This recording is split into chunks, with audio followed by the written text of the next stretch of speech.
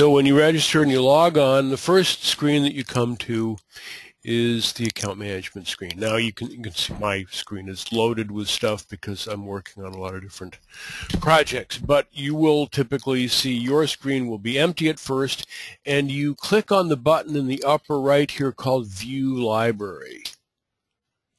And then here's the library. And you look down the list, and there is Cincinnati Seasonings. So to import it, click on the Import button, and you're going to get a name here. So you give your case study, your version, which will be your unique experience with Cincinnati Seasonings, whatever name you want to call it. So I'm going to call it Cincy 5. What the heck? And then I am going to save that. And then if I go back to the My Account screen, I can go down here, and there it is, Cincy 5. It'll show up right there. And then to edit it, I click on the Edit button, and it will open up, and it will draw itself on a map of the world, and zoom in, and voila. There you are. Okay. Are the space allocations per product, or do they determine the entire space of the facility, the factory, the store?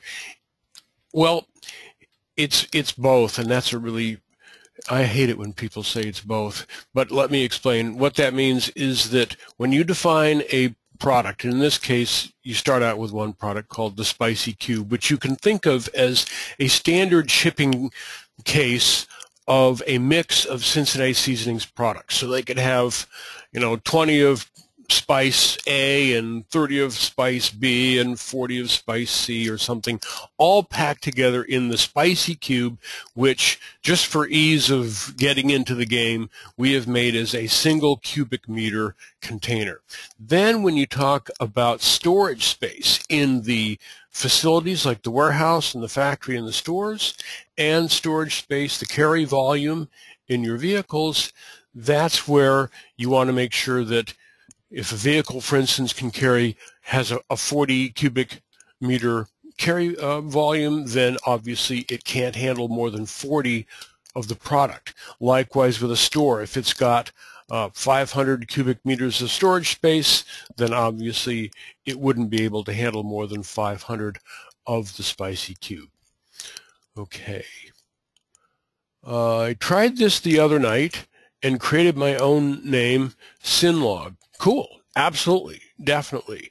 And the point there is, as you start to create your own solutions, you're going to find better solutions than what we are showing in the study guide. The study guide is just one of an actually infinite number of possible solutions, and you can judge the goodness of these solutions by their operating cost and on-hand inventory. The best solution is going to be the solution that gets your supply chain to run for 30 days without crashing at the lowest total operating cost and lowest total on-hand inventory. So we would definitely like to hear from you guys. If you've come up with some really interesting ideas, we'd be interested actually in posting your super solution as part of the library, the SCM Globe Library, give you guys, whoever comes up with it, full attribution, etc. Let the game begin. Hello. This is my second time using SCM Globe. Love the app, but I always get stuck in running simulations for 30 days. Maybe expand on that a little bit. How do you get stuck? What is it that, I mean, are you saying that you have a hard time getting your sims to run for 30 days? Expand on that a little bit more. Okay. Well, here's another one. How accurate do I need to be with placing facilities? As you'll notice, if you flip through the case study, the first thing you're going to do is try to stabilize this existing supply chain. Then you're going to start expanding it. You're going to be putting in new facilities like a Chicago store and a Kansas City store, etc. And then how that starts to change the way you manage your supply chain to support those stores. Well, when you start supporting stores, when you start putting in new facilities, whether it's stores or factories or whatever, here's something that you should keep in mind. And that is that logistics happens out in the world, not in spreadsheets. Spreadsheets are always a rough approximation. Another rough approximation, and actually maybe even more accurate approximation, is a map. And so we leverage all of the power of Google Maps here, and then we've laid a lot of our own logic, obviously, to run the simulations on top of that. But if you are going to locate a facility, and let's talk about, there's one in there in the Cincy Seasonings case study that is 1840 North Clybourne Avenue, Chicago, Illinois.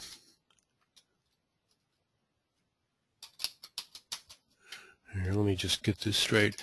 In the upper left corner of the screen, here it is, right here, as I search up, right there. And so when you have exact locations, when you have a specific address, we just located it right there. Now here's something kind of cool. You probably already know this, but flip over to the satellite view.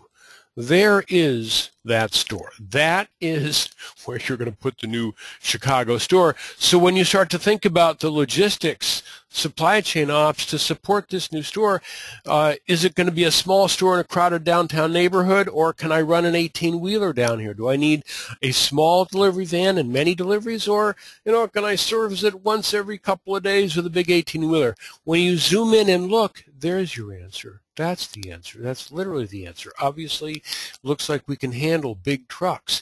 And as I look at some of the other trucks on the street, oh, there's a big truck right there. And I look, oh, yeah, look, there's another big truck. Okay, maybe it's not the biggest 18-wheeler, but those are big trucks. So that's the sort of thing that you want to start to also take in mind, especially as you start to locate new stores later on in the Cincy Seasonings case study, as you start expanding out into Kansas City, St. Louis, points west.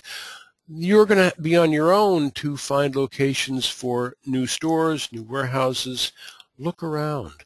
Turn on the satellite view and look for those areas of big silver roofs. For one, that's going to indicate often a industrial park or a shopping mall. This one looks like it's an industrial park, and you zoom in and you find out about it. That's what's so cool about this combination of mapping and simulation. There's a lot of power in that combination. Okay, I refine my supply chain operation cost by reducing storage space. This action within what we should be considering? Absolutely. You are totally getting it. This is the game. This is part of the game.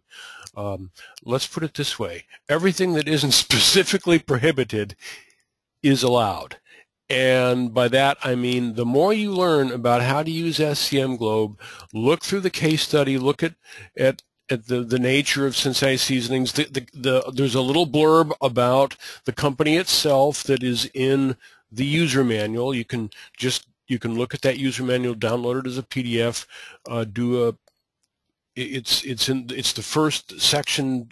Chapter 2 is going to be the case studies. The first case study is a 1.5-page blurb about Cincy Seasoning, so you get a little background about the company, and then you can basically do what you think is necessary. This is the laboratory to apply all the theoretical and operating principles that you've learned from your lectures, your readings, etc.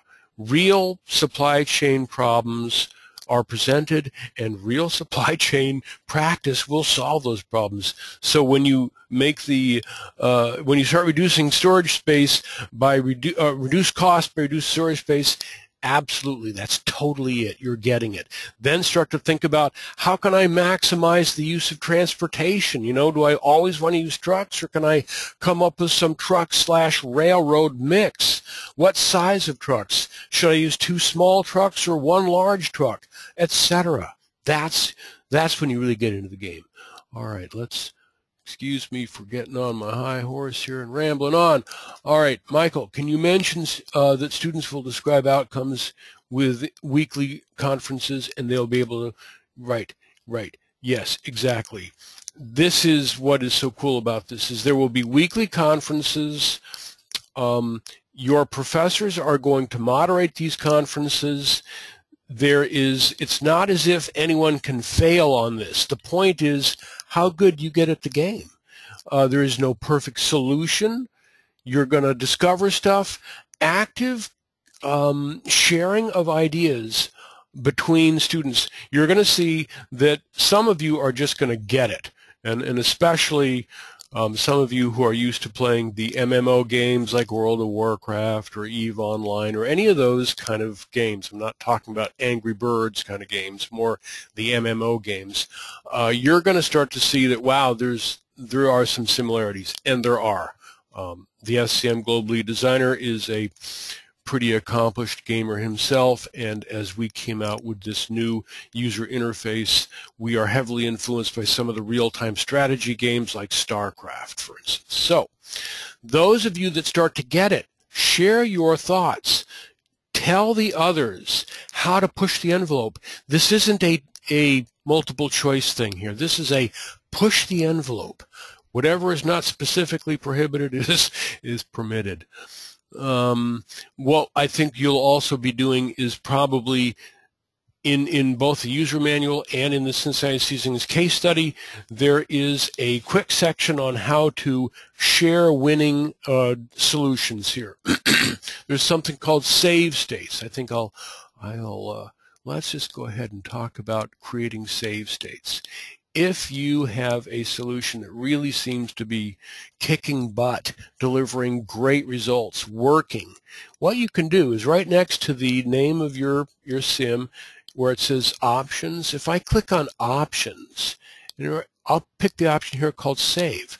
I click on save, it saves it. Now, if I go back to my account screen and I look down there, the screen is going to be divvied up into your active projects, and then the bottom is called the save state. So I just saved something called Cincy 5.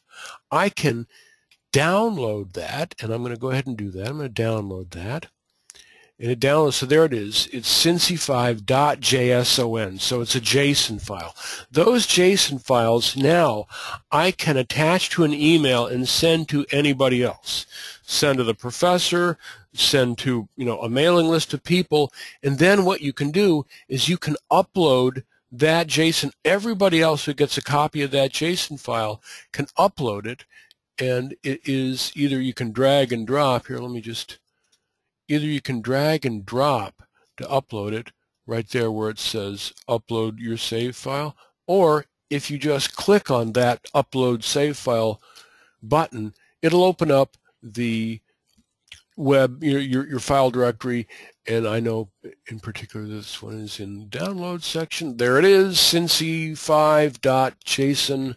If I double click on that, it uploads it. It says file upload complete. Okay, we are good to go. It'll show up in your save states. There it is. If you then click restore, it restores it now to an active file. There it is, the second Cincy 5.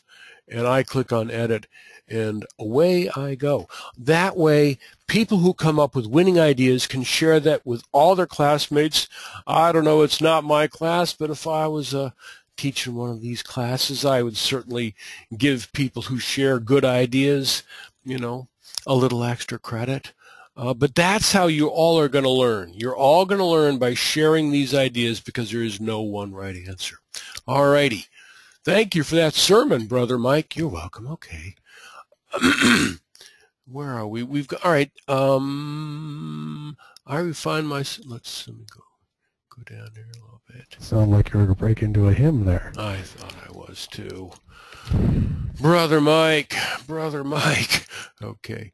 Yeah, so can you explain page 10 in the user manual pertaining to modifying the routes? I learned the hard way of how to modify this, but I think it is extremely important for other students to ensure that the right quantities get where they are needed. All right, let's do that. I am going to bring up a copy of that user manual, and we'll do that by going back out to the home page.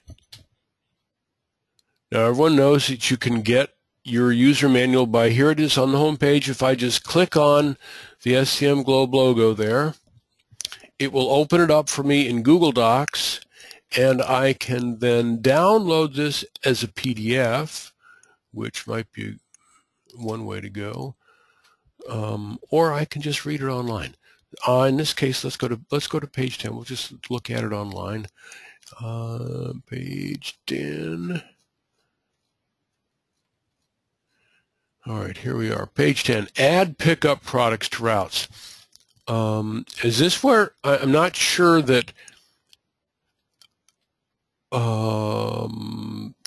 this is a little bit more advanced.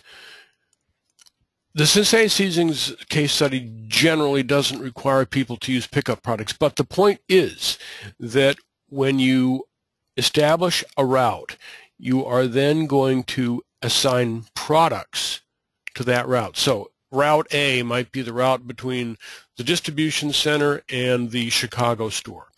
Now I also have to assign that route is run by a certain vehicle, and I've already defined the size of the vehicle and its frequency of departures, etc.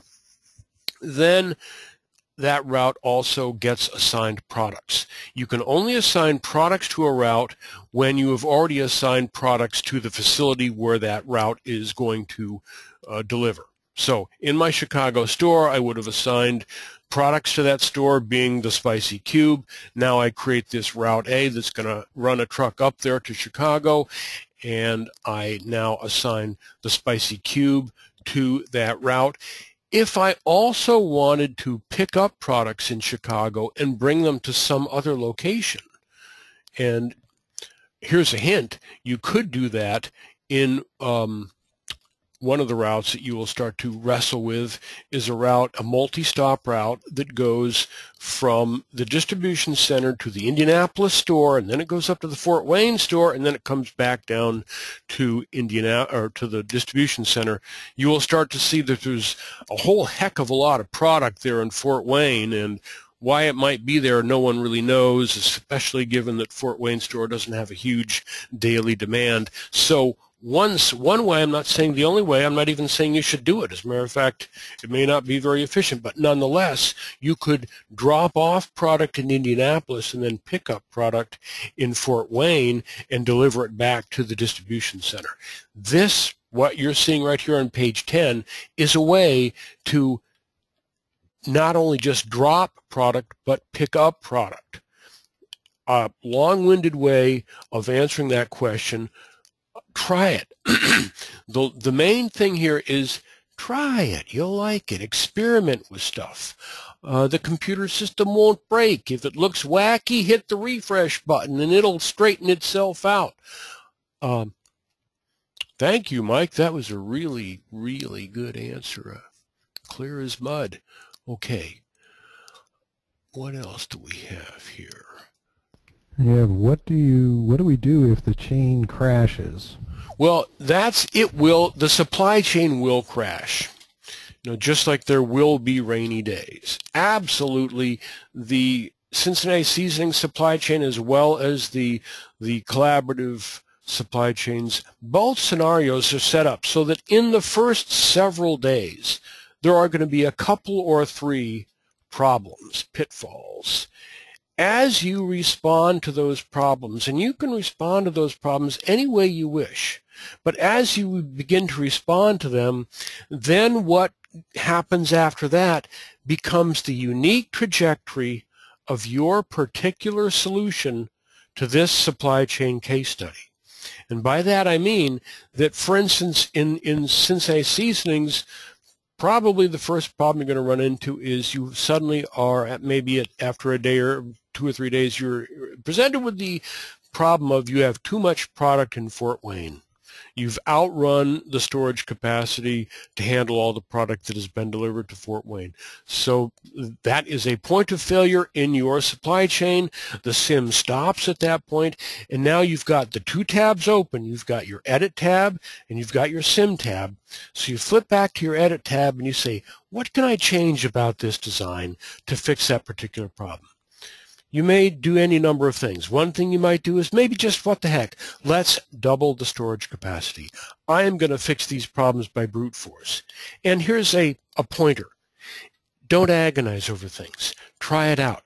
In the sim world, everybody wins, and you win by learning, and you often learn by failing. So just try things, and then the sim will tell you if it's the right answer or how well it works. So in this case, go ahead. We recommend that the first time through, your first goal is make this puppy run for 30 days by doing whatever you think is necessary. So just try doubling your storage capacity. It will increase the rent, but you can always come back and refine your design later. So you double up your storage capacity and run it again. Well, the next thing is probably going to happen, according to my recollection of that particular case study, is you're going to wind up having not enough product in the Louisville store. You know, for heaven's sakes, if it's not one thing, it is another. So now the question is, well, why the heck did we run out of product in Louisville? Well, in that case, you check it out, you look at it, you see, oh, gee, you know, there's a couple of trucks running down there to Louisville, but are they the right size? Are they delivering the right amount? You know, so you start to make some changes there, and then after that, you run into another problem. But you see where I'm going? Those problems have fixes. You can fix them, whether it's by brute force or by elegant application of supply chain principles. Either way. So the first thing is, do what you have to do to make your supply chain run for 30 days. And some of you will come up with solutions that make it run past 30.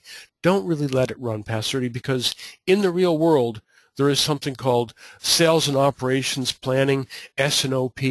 S&OP cycles are basically every 30 days, which means that every 30 days, we're going to make major adjustments to delivery routes, scheduling, delivery product amounts and mixes. So it's not really worth worrying about what goes on after 30 days. But within that 30-day window, you want to come up with a design that runs for those 30 days at lowest operating costs and lowest amount of on-hand inventory across the supply chain.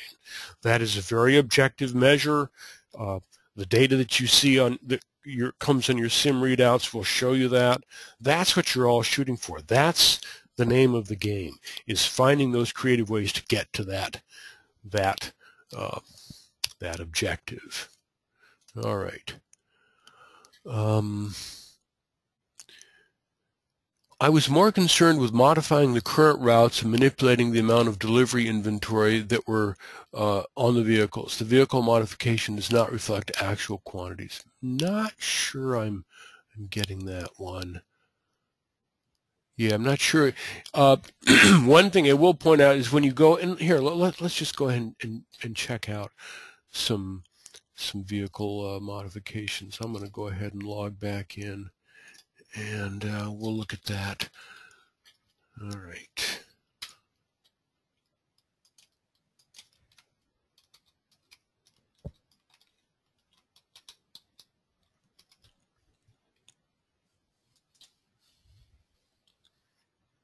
And we'll just pull up that Cincy 5 that we loaded a little while ago there. Use that as our... Now, when we start looking at, let's look at vehicles in particular. In this case, we're using what is known in supply chain jargon as a hub and spoke model, which means that we base our vehicles at a central hub, which will be the DC, the distribution center, and then the spokes are the routes that those vehicles take to deliver product out to the stores. So we're going to select the seasonings DC, because that's where the vehicles are, and we'll select a truck. We'll pick truck number 2, which when you click on the truck, it'll show you where the truck goes. Truck number 2 goes down to Louisville. Truck number 3 is going out to Indy.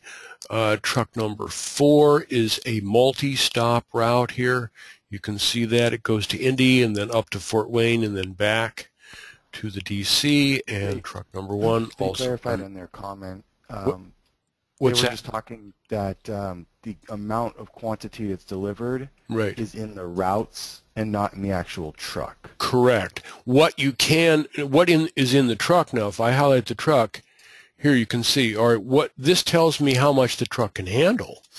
It's got a carry volume, in this case, of 110 cubic meters. So now I go and look, okay, this truck is on the Cincy Indy route, and that route, what I see is, here's my delivery quantity. I'm dropping 50. My truck could obviously handle 110. So there you are. You can't deliver more than your vehicle can carry, but the amount that you actually deliver is specified on the route, not on the vehicle. All right. What else do we have? Someone was confused about why there's two case studies, and they thought they were using Cincinnati as the one for the class. It does depend which class you're in. There are multiple classes. If you're in, I believe it's 629. That class is using Cincinnati seasonings, and then the more advanced class, I believe, is 631 or 630. That class is using the collaborative supply chains. We can talk about either one of those case studies this evening.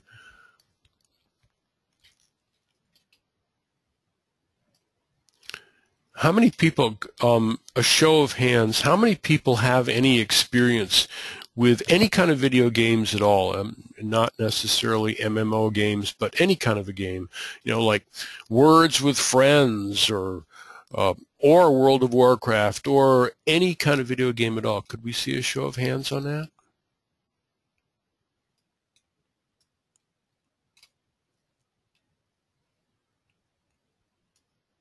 Okay. Cool. Maybe about a quarter to a third. That's as good. Not that I'm advocating everyone should be playing video games, but there is here's the second question. Do those people with experience with video games feel a little bit more comfortable with this one? I mean, the idea here is launch into it. Don't approach it with fear and trembling. Launch into it. Kick it around a little bit. Try it. See what happens. That's really where you're going to get the real experience and the fun out of using this. As the test pilots say, is take her up and put it into a steep dive and see if you can pull it up before you hit the ground. But it's all in simulation, so you can't die. That's what's so cool about this versus being a test pilot. Other questions?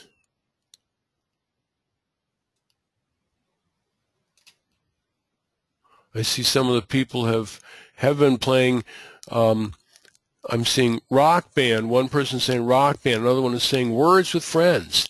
Well, and in both cases, those are games where you're interacting with other people, and which is a great example. And I would say that if you start interacting with each other on the word Tycho bulletin boards, as well as if you start exchanging, if somebody comes up with a cool solution, send it to everybody else. You just saw how to download, and in the study guide and the user manual, there's a section where it just shows you 1, 2, 3. Here's how you save, create a save state of your solution, and then attach that JSON file and send it out to folks, and then have folks load it.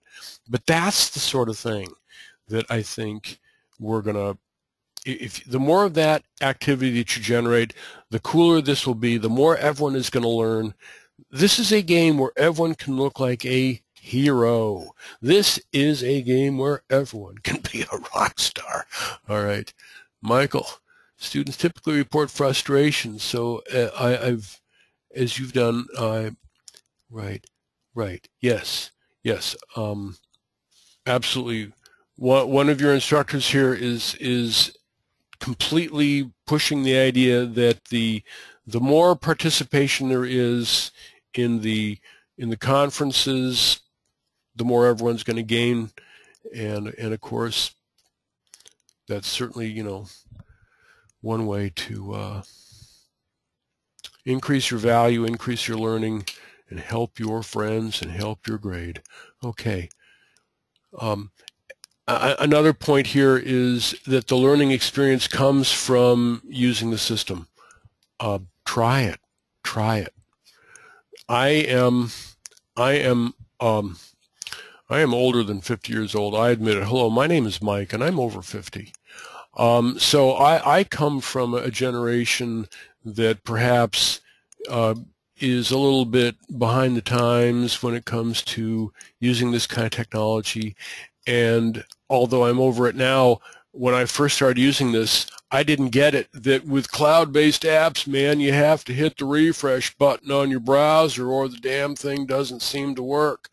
Because I was, brought up on traditional installed software on a PC, which is kind of a quaint notion from the 1990s now. So anyway, it kind of irked me as I had to learn these issues. I, kind of grumbled a little bit, but by plunging in and doing it, I did get it. And that is going to be the best way for everyone else. When in doubt, try it. Just try it. And then when in doubt, also take a quick look at the user manual. In specific, read the frequently asked questions. And maybe it would be a good idea if I just pull that up. Let's do that. Do we have a copy of the user manual here? No,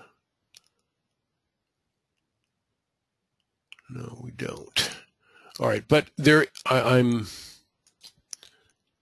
can. If you take a look in the user manual, there's on page 14. It's the frequently asked questions section. I totally guarantee it will be worth everyone's time to read it. There are 4 questions there that over the last several years are statistically proven to be the 4 most aggravating questions if you can't figure them out, and it drives people nuts. And if you just take a look at those things, you'll save yourself immense amounts of frustration, and you'll be on your way lickety-split to diving into the game. And I think that's also what happens by posting questions on your web Tyco bulletin board. It's going to be a great way for everyone to learn by asking questions. It's that kind of world where no one reads user manuals. You just ask your buddies. Mike, you have the user manual opened up in your 3rd tab on Chrome. Oh yeah, I do. Thank you. Thank you for pointing that out, Nick. See, all right. Good.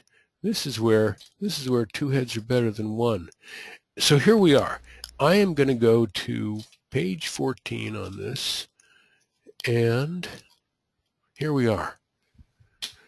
Frequently asked questions, the 4 most common causes of confusion. SCM Globe runs well under Chrome, Safari, and Firefox.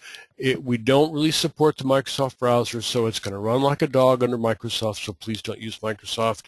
You can download a free copy of Chrome or Firefox and use it for SCM Globe, and then use the Microsoft for everything else if that's your standard operation. So when you are flipping back and forth between the browser tab and your supply chain design, you need to make sure to hit the refresh button.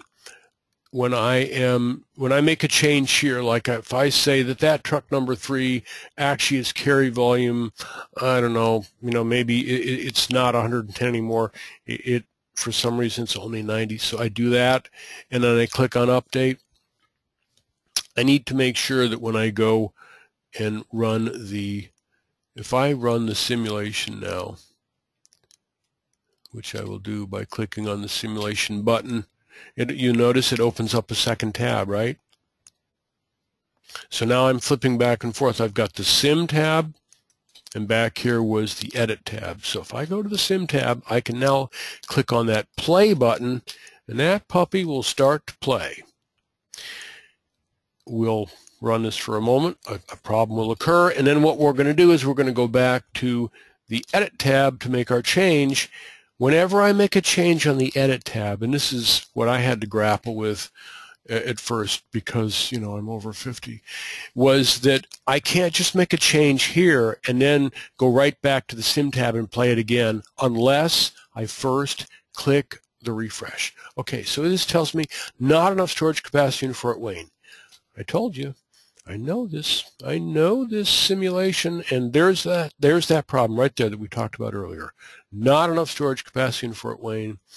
However you want to make that change, the first thing it does is opens up a little window for you right there. You can see here's a snapshot of what's happening in Fort Wayne.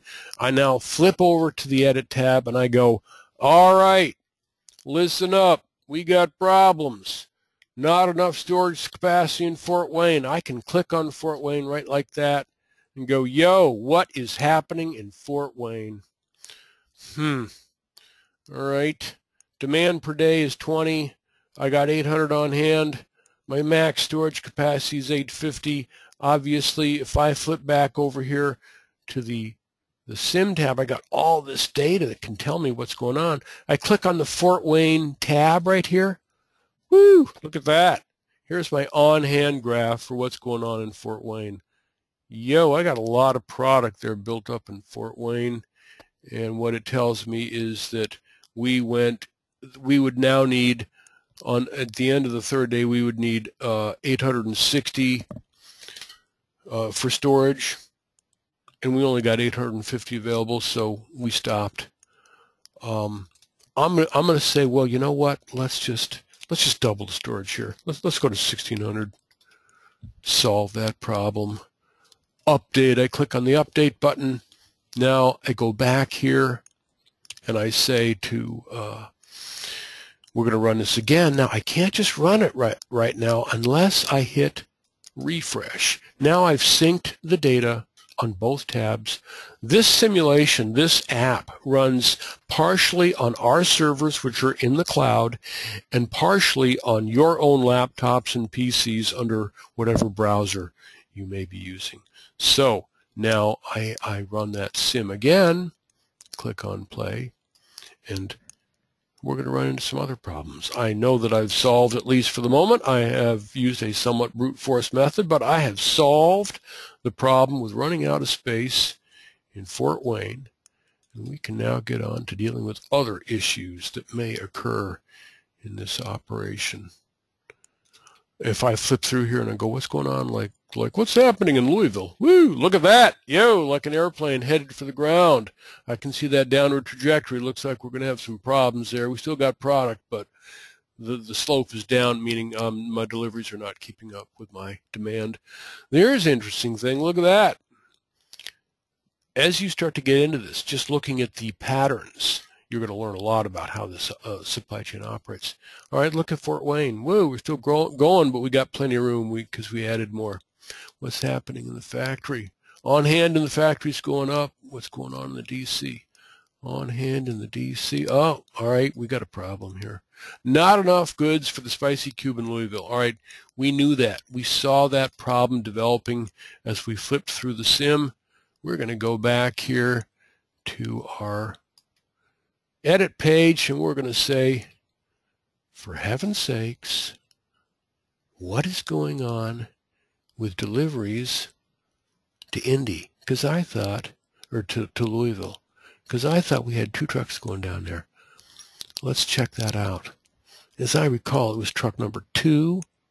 Yes. No, it wasn't truck number 4. No, it was end truck number 1. Right. Okay, so we got 2 trucks running down there. What's going on with this? I'm going to take a look. I highlight that truck. I click edit, and I go, all right. Okay, it's a small truck. See, we have, if I look at I have all kinds of choices. I know I could send an airplane. I could airdrop product down there if I wanted to. I could send it by ship down the Ohio River, for heaven's sakes, by the way. I could use a train. I could use a large truck, a medium truck, a small truck. Anyway, what I see is that it's a small truck. Got a carry volume of 40, max weight of 4,000, speed of 90 kilometers an hour, which is about 55 miles an hour. Operating costs, carbon generated, we're not dealing with that at the moment. And every 22 hours, that puppy is running down to Louisville. All right. What is truck number 2, the other truck going down there? What is that? Let's edit that. Oh, great. What knucklehead assigned 2 small trucks to run down there like every 20 hours or so? And even with 2 trucks running down there, they can only combined carry 80 of the spicy cubes. and the daily demand is 100. So, yo, who made those decisions? So now, as the new supply chain guy, it is up to you to start to make some decisions. So I don't know, but if I was doing it, I would say, well, first of all, we don't need the second truck. I think we can just make one big truck. So I'm going to remove truck number 1. I'm going to click on the remove button here, and it's going to say, are you sure? Do you really want to remove that? You want to take drastic action? I'm going to say, yeah, I do. I'm a decisive kind of guy, and what the heck? It's only a simulation. I can always restore it if I want to. So then I'm going to say, let's go. Now, whenever I make changes to vehicles, just because, you need to refresh the sim. Just kind of one of those things. When in doubt, always hit simulation. If you make a change and it doesn't seem to take, hit the sim. It'll just sync up between the servers and your browser. Now I'm going to go back here, and at the seasonings DC, I'm going to look at the vehicles. I notice now I only got 3 because I got rid of 1. I don't need it. Truck number 2, let's take a look at that. Truck number 2, I edit it. It's a small truck. I want a big truck. How about 1 big truck instead of 2 small trucks? So large. All right. Oh, really bumped up that carry volume. That looks good. I'm going to accept all the rest of the defaults. I'm going to say update because nothing works unless I update it. And then I'm going to hit routes. And this route that truck is on, I'm going to edit that. Let's look at this. Okay. Only dropping 20. Woo! No wonder that's crazy. We're going to drop 100 because that's what is called for on a daily basis down there in Louisville. So we changed that drop quantity to 100. Oh, it says that this is more than my vehicle can carry. And here's again, one of these crazy little things. I go, wait a minute, this must be a bug. No, well, we're working on it. It shouldn't be quite such a hassle. But anyway, computers being what they are, I need to hit the refresh button again. When I refresh this, all of that's going to wash out, and I will see that I've synced up my data. Sometimes it happens. Truck number 2, we'll take a look at that. Yep, it's a big truck. Okay, that truck's route going down to Louisville. I edit that route. Now it's telling me I do have this carry volume of 110, so I'm going to up my drop quantity here. I'm going to make it 100 because that's the daily demand in Louisville. I'm going to hit update. It's going to say, yeah, boss. And then I'm going to say, let's simulate this puppy and see what happens. So I flip over to the sim tab. I hit the refresh button to sync up all my data. And then I wait until the whole thing draws on the map. As your supply chain gets larger, more complex, depending on the power of your PC and the speed of your internet connection, it may take a moment to draw completely. If you start your sim before the supply chain is drawn completely, it'll shoot off half-cocked, as they say. It will start with incomplete data, and you'll get goofy results. All right, it's all drawn. I click on play, and away she goes. It's going to start running. Now you can see that already, just because of the decisions I've made, I'm starting to create my own unique trajectory for this particular simulation. Is that you see where that's going? And so you start to come up with the fact that there really is no one right answer. There are just better answers. And the better answers are always those answers where your supply chain runs for 30 days at the lowest operating cost and the lowest amount of on-hand inventory. That's the best answer. Okay. And one of the professors has written in here that you can mention the students will describe their outcomes within the weekly conferences and they'll be able to compare their solutions. Good. That's very good, and that's where this is going. So it's not as if you're all just sharing a crib sheet and all kind of like all going to come up with the same answer, but you're all going to be sharing ideas. And as you mix and match these different ideas, you're going to come up with ideas that no one had thought of. And anyway, that's the whole notion. It's fun. Dare I say, it's fun. All right. So we can see now that we got. All right. We're down to the last 10. So. All right. So. Just keep that in mind. And you can see here now we ran into a problem where we run out of storage at the factory. So the one thing I will point out about that is that when you look at all this data that we have now, and I can see, here's my on-hand graph at the factory. Look, it's just been going up and up and up. All right, here's my DC. What's going on? It's going down.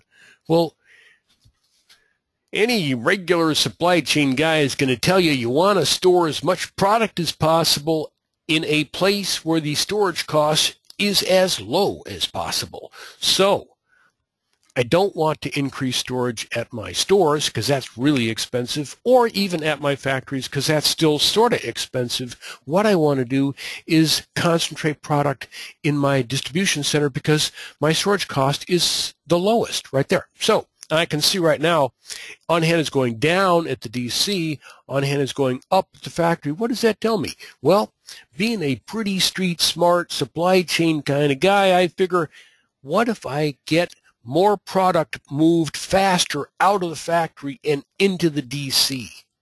That is the solution to that particular problem. And then how do I go about that? Well, I flip back to my edit screen and I go, what the heck is going on here? Now it turns out that I have a truck assigned to the factory. I don't know what knucklehead made that decision, but anyway, that's what I inherited from my predecessor. So if I click on the factory and then I click on vehicles, oh, there's factory truck number 1, and I take a look at it, and here it is. And for heaven's sakes, it's a medium-sized truck, and it's running every 8 hours. I don't know, but geez, looks to me like someone could figure out a better way to handle that whole thing. So I'm going to leave it there. I don't want to give away the punchline, but there you are. You can see all sorts of things you might want to do to move more product. You could add another truck. You could make it bigger. You could make it run more frequently. But the point is, move the goods. Move the goods, man. All right. I can only see the user manual. Oh, man, I hope that other people can see my screen and not the user manual. Oh, is that the case? Can everyone see the game screen? I'll kill the user manual. It's gone. I see the game screen. Yeah, it right. Must be frozen. User manual is gone. Killed it. Mike, show them just how click on my account and then show them where they can get to the FAQ through that. Just through that. Yeah.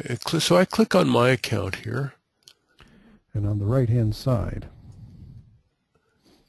you have access to the wiki. You have access to the user right manual. in here, like the My First Supply Chain. If you click on that, so you don't even have to be getting in from the home page. Here it is, and here is an online version. Perhaps this is actually a new and improved version of the user manual, and it's more broken up into small pieces, and it's online, and it's in the wiki. I know personally that the last thing I have time for is to read user manuals and learn new apps. What a pain in the butt. I feel your pain. I do. I feel your pain. We feel your pain. And so the point here is that we've tried to make it as quick, painless, intuitive as we can. So there's a lot of things you can do to ease the pain of learning another freaking app. Right, you click on the wiki here, the video quick start guide is there, the user manual is there. Here's a link to my book. So everything you need, and we're always interested in your suggestions for how to make things more obvious. Everything is obvious to us because we designed this and we work with it every day, so we love it, and of course, who cares? We really do care what you think about it and your ideas for making it better. And we always want to know if you don't like it. But just saying it sucks is a start, but it would be even more helpful if you said, it sucks, and if you did this, it would be a whole lot better. So we would love to hear from you on that. We're coming up on the last 5 minutes here, so we don't want to ramble on past the end of the hour. Any more thoughts, observations, questions? We'd love to hear from you. Is there a way to view the total cost of ops? Just a thought for the future. Good question. Let's do this. We're going to go back to, I'm going to kill that. I'm going to log on one more time, and we'll talk a little bit about the data that you can download, the SIM data, and what that all will do for you. So I'm going to go back here, and you can see this was time-stamped here. So if I use this version of Cincy 5, that's the one we've been working on, it should run now for, well, it looks like it'll probably run for 5 or 6 days. So let's just go and run this. And then we'll download the simulation data, and we'll take a look at what you can discern from all of that data. We'll just click the play button here. Also, in the case study user manual, or the case study guide for Sensei Seasonings, there are explanations of, starting like on week 5, the week 5 section shows you downloading this spreadsheet. Everything that we're going to go through is also, it's in the case study guide for Sensei Seasonings. So you'll start to see that. I think here, one of the things you want to do is look at the real-time data displays. They're going to tell you a lot. You're going to get a sense of which way the wind is blowing, how this puppy is behaving as you look. Oh, look at that flat line. Flat lines are good. Hint. A flat line means we're matching delivery with demand. That's good. Your on-hand inventories, you want to make those lines go flat. And then you want to make them go flat at the lowest possible level. What does that mean, Mike? I don't know. You will learn. This is discovering these kinds of things. I am always amazed, because when I discover things, they always have a quality of, for heaven's sakes, how obvious is that? How come I didn't see that yesterday? But that's where the great discoveries come from. All right, so we have a problem. We have a problem here, sir. Not enough storage in the seasonings factory. Okay, good. All right, I'm going to click OK. We're going to accept that. Now, there's a lot of data already available right here on screen, and then we can, when I click this exports results to Excel, we'll get even more. But as I start to flip through, as I've been doing, flipping through the facilities, you're seeing what's going on here. Another way now is, what if I click on the vehicles tab? Oh, look, running cost of operating all the vehicles that are in my supply chain. Products. Look, here are where the products are building up in my supply chain, like they're at the factory. What the heck are they doing at the factory? Yeah, we know that. They should be building up at the DC, not the factory. And you can see the value, on-hand value of that. Now I click on console, and here's everything. If I click on the show graphs button, I can check out some different graphs, looking at stuff. So it's all there. A word of caution. There's a lot of data here. Don't dive into the data right off the bat, because you will suffer from rapture of the deep, analysis paralysis, bad thing, extreme danger until you first play around with stuff, try stuff, put it into a steep dive and see if you can pull it up. Get the feel of it before you then dive into the data. Once you have a feel for the supply chain, then dive into the data, and now you know what you're looking for, you know where to look, and we click on this export results to Excel. You just saw that download. There is that Excel spreadsheet. I'm going to open that up. Here it is. I will size these. So here we are. Now you can see what we got. A lot of data here. It's showing us for the days that this ran, and in this case we only ran to 8 days, so we got 8 days of data. We're showing on hand by facility. Here are my facilities. Here's the on-hand amounts. Now we're showing the demand by facility by day. Now we're showing what was being produced.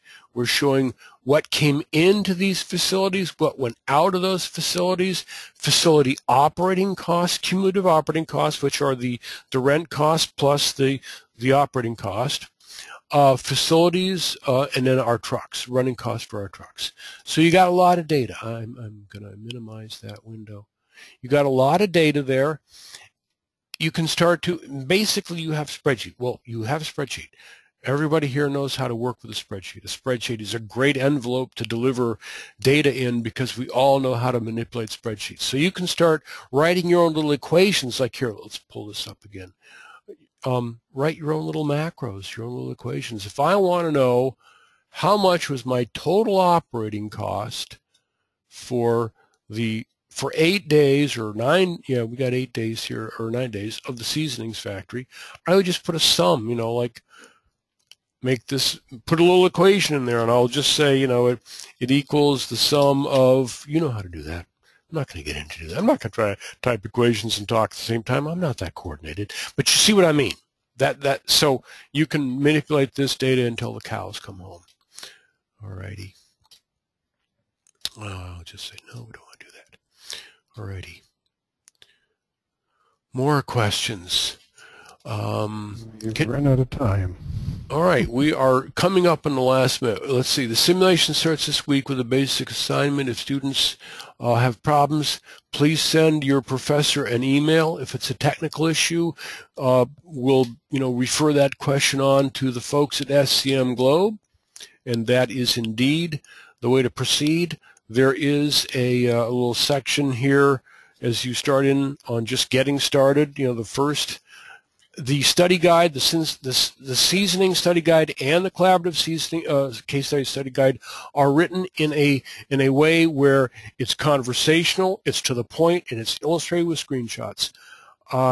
Nobody has time to read boring manuals. We have worked at that to make sure this isn't a waste of your time either. So let us know how it goes. Tally-ho, the game's afoot. As Sherlock Holmes would say, have fun. Everything not specifically prohibited is allowed. Okay. Well, thank you very much for attending. We'll be talking to you. All righty.